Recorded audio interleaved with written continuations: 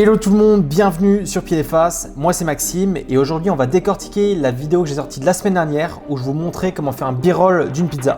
C'est parti. Ok.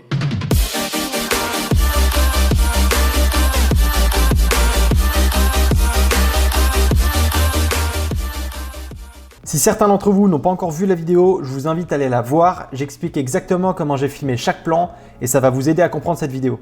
Alors aujourd'hui, j'aimerais bien vous montrer comment j'ai fait le montage de cette vidéo. L'objectif, c'est que je vous partage mon écran pour qu'on puisse voir ça ensemble. Alors, toutes mes vidéos, moi je les monte sur Premiere Pro. Même s'il y a quand même pas mal de bugs, je l'utilise beaucoup sur tout ce qui est Photoshop, Lightroom et After Effects. Du coup, pour moi, c'est pour l'instant pas possible de se séparer de Premiere, même si ça commence à être de plus en plus ghetto. Donc, sans plus attendre, on se retrouve sur mon ordinateur. Alors, bienvenue sur la timeline de mon projet. Bon, comme tu peux voir, il y a quand même pas mal de fichiers. En vrai, ça paraît compliqué, mais c'est plutôt simple et je t'explique ça. Alors, si on commence du bas vers le haut, on peut voir que tout ici, ça va être le sound design. Donc, c'est tous les bruits que vous entendez dans la vidéo. On en parlera un petit peu plus à la fin parce que c'est une partie qui me plaît beaucoup. Ensuite, juste ici, on a notre musique. Juste au-dessus, on va voir tous nos rushs. Après, au-dessus, on a les light clicks. Donc, light clicks, si vous savez pas ce que c'est, en gros, c'est des espèces de petites particules que vous venez ajouter sur une vidéo. Ça crée un peu une petite ambiance et c'est assez sympa pour les transitions. Donc sur ces deux lignes-là, j'ai mes light clicks et mes transitions. J'en ai que quelques-unes dans cette vidéo, je vous les montre juste après. Ensuite, juste au-dessus sur la barre jaune, c'est là où j'ai mis mon LUT. Donc on peut voir que si on peut l'activer et le désactiver. Et juste au-dessus, c'est là où j'ai mes bandes noires. Alors il y a plusieurs raisons pour lesquelles j'utilise des bandes noires. Le premier, c'est que je trouve que ça fait beaucoup plus cinématique, donc c'est pour ça que je les mets. Et la deuxième, sur quelques rushs, j'ai dû ajuster la position de certains plans parce qu'ils n'étaient pas au milieu. Du coup, on voyait les bandes noires en dessous et au-dessus. Du coup, avec des bandes noires, ça cache ce changement de position. Ce que je vous propose, c'est de vous montrer la vidéo avec la timeline juste en dessous, histoire de voir comment c'est articulé.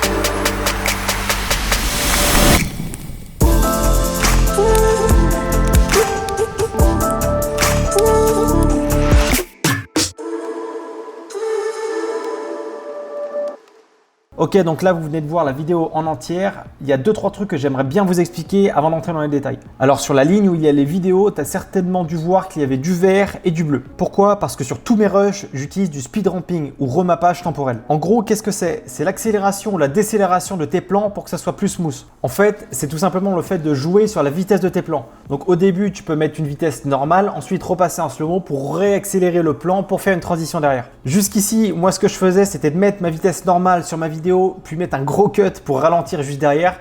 Sauf que forcément, ça se voyait à l'image. Alors que là, avec le remappage temporel, ça va être beaucoup plus naturel et ça va se faire progressivement. Et c'est vraiment un effet que j'aime beaucoup. Je vais pas trop rentrer dans les détails parce que c'est assez complexe et je pense que je ferai une vidéo dédiée à ce sujet parce que déjà c'est un effet qui me plaît beaucoup et que c'est assez complexe. Mais pour ce style de vidéo, le b-roll, faut savoir qu'il y a toujours du remappage temporel sur quasiment tous les plans. Au début, tu accélères le plan, puis tu le ralentis, puis tu le réaccélères à la fin. Et en fait, tu fais ça quasiment pour tous tes plans et ça te fait des transitions beaucoup plus smooth. Alors pourquoi je vous parle de ça? Parce que sur certains de mes plans, ceux qui sont en bleu, on peut voir qu'il y a le remappage temporel qui est direct et il est visible. Sauf que sur Premiere Pro, il y a des bugs et je peux pas jouer en même temps sur le remappage temporel d'un plan et en même temps baisser l'opacité. Alors c'est ultra chiant, mais du coup je suis obligé de créer une nouvelle séquence pour ce fichier là et ensuite ça marche. Donc les plans verts, c'est là où j'ai créé une nouvelle séquence et en fait le remappage temporel est à l'intérieur de cette séquence là.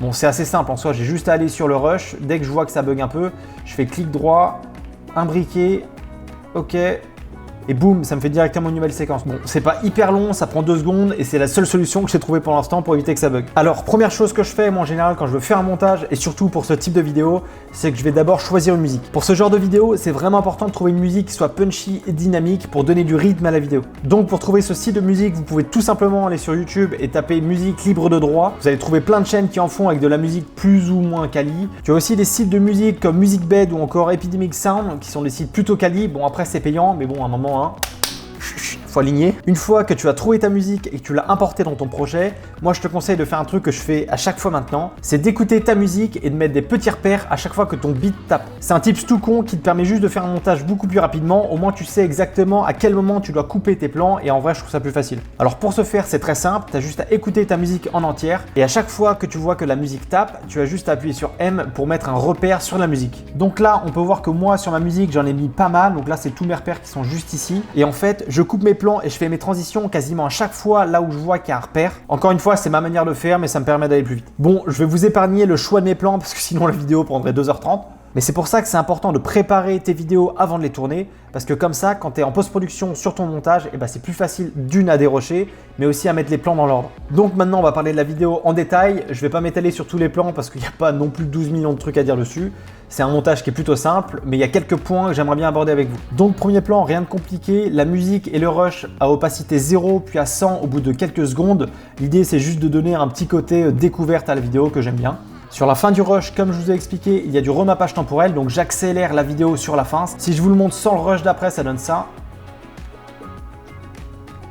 On peut voir que sur le premier plan, j'ai rajouté une light leaks. Donc en fait, c'est des petites particules que j'ai mis en opacité à 20% et que j'ai mis en mode écran. Et ça me donne ces petites particules que j'aime bien, qui peuvent un peu jouer avec le côté farine et le côté pain. Donc bon, c'est du petit plus, c'est du détail, mais moi j'aime bien. Ensuite, on arrive à la première transition qui est celle-ci. Donc en fait, si on le fait image par image, on peut voir qu'en fait, il y a une transition du haut vers le bas, une espèce de roulement qui va faire la transition entre la patte qui est en l'air et ensuite celle qui est aplatie et qui est en train de se faire rouler. Alors, il faut savoir que pour cette vidéo, la plupart de mes transitions ont été faites avec un pack de presets que j'ai trouvé gratuitement sur YouTube. J'ai trouvé sur la chaîne YouTube Orange83. Il fait des packs de transitions qui sont plutôt simples à utiliser, qui sont très cool, en plus qui sont gratuits, donc tout bénef. Je vous avoue que ce genre d'effets, j'aime pas trop les utiliser dans mes vidéos de voyage ou encore moins dans mes vidéos pro. Mais pour ce style de vidéo qui est le b-roll, il faut que ça soit vraiment dynamique, qu'on rentre dans les objets, qu'on leur sort, tout ça. Donc pour moi, ce genre de transition est indispensable. Faut pas trop en abuser, mais en mettre par-ci par-là, c'est pas trop mal. Donc ensuite, deuxième plan, pareil, donc j'ai du remappage temporel. Au début, la vidéo est en accéléré puis ralenti pour voir le bout de la patte. Parce que je sais qu'à ce moment-là, elle va être nette, donc c'est pour ça que je voulais ralentir ce plan-là. Ensuite, pour cette transition, j'ai ajouté un mouvement de droite vers la gauche. Vu que mon plan d'après va justement de droite vers la gauche, pour moi, c'était plus logique de faire une transition du même sens. Donc pareil pour ce plan-là, j'accélère la vidéo au début, puis je le ralentis, juste avant de la faire réaccélérer pour faire la transition. Bon, ça a bugué un peu, mais bon, tu vois l'idée. Sur ce plan-là, pareil, au début, je suis au ralenti, puis j'accélère pour faire le plan d'après. Et du coup, tu comprends qu'à chaque début de plan, tu accélères ton plan, puis tu le ralentis, et à la fin, tu l'accélères. Et le plan d'après, en fait, ça fait des montagnes russes d'accélération, décélération. Moi, je trouve ça hyper cool, j'adore, ouais. Donc ces plans-là, rien de particulier. Pareil, j'accélère au début, puis je ralentis exactement quand le poivron est en train de rouler, parce que je trouve ça sympa. Alors cette transition-là, je l'aime pas de fou, parce qu'en fait, les deux plans sont pas du tout connectés. On voit d'une part le poivron qui est en l'air, et le plan d'après, c'est le couteau. Donc j'ai essayé de faire une espèce de transition de gauche, enfin de en haut à gauche vers en bas à droite, histoire que ça dynamise un peu plus la vidéo, mais je t'avoue que j'en suis pas hyper fier de cette transition-là. Mais bon, ce qui est cool avec ce genre de transition, c'est que de temps en temps, ça peut te rattraper certains plans qui sont pas vraiment connectés, et ça te permet quand même de dynamiser le plan, donc bon, on le met quoi. Alors ensuite, sur les deux plans qui suivent, je veux absolument qu'on sorte le couteau de l'étui et qu'ensuite, il y ait le mouvement et vienne couper le poivron. On peut voir que si on le fait image par image, on peut voir qu'il y a un petit faux raccord au niveau du mouvement. Mais après, quand on joue la vidéo à vitesse réelle, on peut voir que ça se voit pas tant que ça. Et pour moi, ça fait le tricks. Là, on arrive à un effet que j'aime beaucoup. Donc, c'est le moment où on se fait sauter la mozzarella. D'ailleurs, qui a une gueule horrible. On dirait qu'il y a du plastique dessus. Mais c'est juste que la mozzarella ici, elle est pas ouf. Ça fait un peu bizarre. Donc, cet effet-là, il est assez simple. En fait, quand on voit sur ma timeline, on peut voir qu'au début, j'accélère. Puis, je ralentis un petit peu le mouvement. Puis je le ralentis quand il est en l'air, juste avant de l'accélérer à la fin pour qu'on ait la transition. Sauf que si on le coupe exactement au bon moment et qu'on fait le rapprochement avec le deux plans, on peut voir que petit à petit, boum. Il faut savoir que sur cette transition-là, j'ai vraiment essayé que la mozzarella soit quasiment au même endroit entre les deux. Et on peut voir que le remappage temporel de la fin de cette vidéo-là et du début de celui-là, et finalement, quand tu mixes les deux, ça fait le tricks. Ce que je vous parlais tout à l'heure par rapport aux bandes noires, là je vais vous montrer ce rush là sans les bandes noires et vous allez voir que ça bouge un peu sur la position.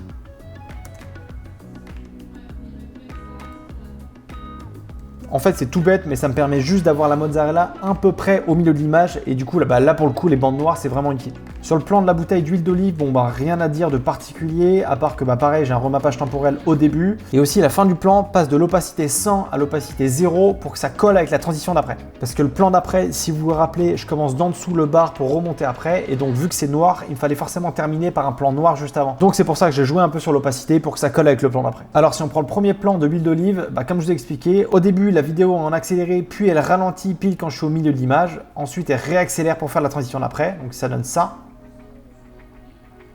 Et le plan juste après, c'est exactement la même chose et j'ai répété le même principe. J'accélère au début, puis au milieu, je ralentis pour réaccélérer à la fin.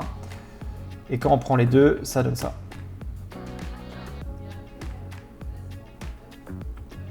Bon, ça bug un peu parce que c'est première, mais bon, tu l'as vu dans la vidéo. Ensuite, pour que ça marche avec le plan d'après, j'ai fait une transition en rotation qui suit exactement la direction de ma caméra qui est juste avant. Le plan du fromage râpé, pareil, j'accélère au début, je décélère un peu à la fin pour qu'il y ait un effet un peu de mouvement. Ce plan-là, je ne l'ai absolument pas touché. Au début, je voulais filmer quand la pizza se mettait au four ou quand elle était dans le four. Je trouvais que dans ma tête, ça allait bien rendre alors que ça rendait pas bien du tout. Du coup, j'ai voulu simuler comme si la pizza avait grillé un peu pendant le montage et c'est pour ça que j'ai rajouté un light click qui est ici. Donc je l'ai mis à opacité 70. Là, si je vous le mets en normal, il est comme ça, à 100%. Donc ça fait un espèce d'effet flamme. Et si on le sélectionne, qu'on le met sur écran, et qu'on baisse un peu l'opacité, je l'avais mis à 70. Et du coup, ça fait un peu comme si la pizza était grillée et c'est un peu plus cohérent entre les deux plans, entre la pizza qui n'est pas encore cuite et celle qui est cuite. Et là, on arrive sur le pack shot final. Donc là, on peut voir que j'ai mis aussi un peu du remappage temporel. Au début, je le laisse au ralenti. Ensuite, j'accélère un peu pour le remettre au ralenti. Puis je réaccélère pour le remettre au ralenti. En fait, ça, c'est un effet que j'aime bien faire, c'est de faire des espèces de montagnes russes. Je trouve que ça permet un peu de dynamiser un peu le plan. Et je sais pas pourquoi, j'aime bien faire ça. Donc je continue avec cet effet-là. Sur le plan final, j'ai aussi rajouté un light click, ce que je trouvais pas mal. Bon, c'est un espèce de poussière un peu avec du feu. Enfin, je sais pas, je trouvais que ça matchait plutôt bien avec le plan final. Donc ce que je fais, donc pareil, je le mets sur écran à chaque fois et je le baisse en opacité. Je crois que je l'ai mis à 10. Et c'est très léger, on le remarque que très peu, mais je trouve que ça apporte quand même quelque chose à la vidéo.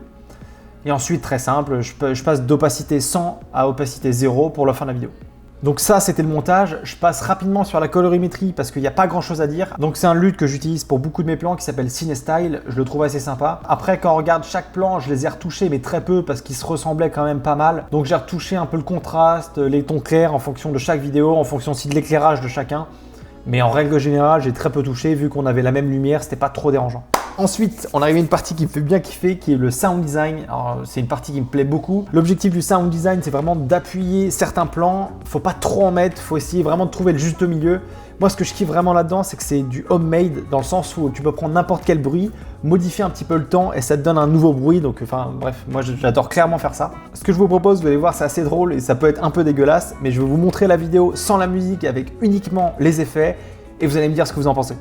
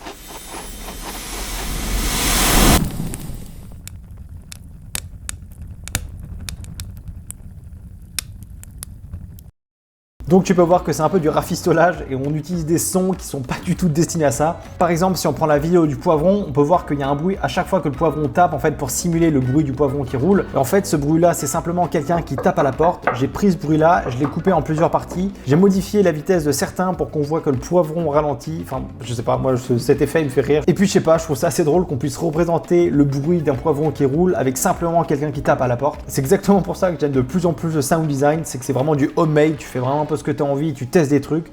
De temps en temps ça marche, de temps en temps ça marche pas, mais bon, moi c'est ce que je kiffe faire. Ce qui est hyper important dans le sound design, dans ce style de vidéo, c'est d'utiliser des whoosh. Donc les whoosh, je sais pas si tu vois ce que c'est quand tu rentres dans un objet ou quand il y a des transitions, que ça fasse ça.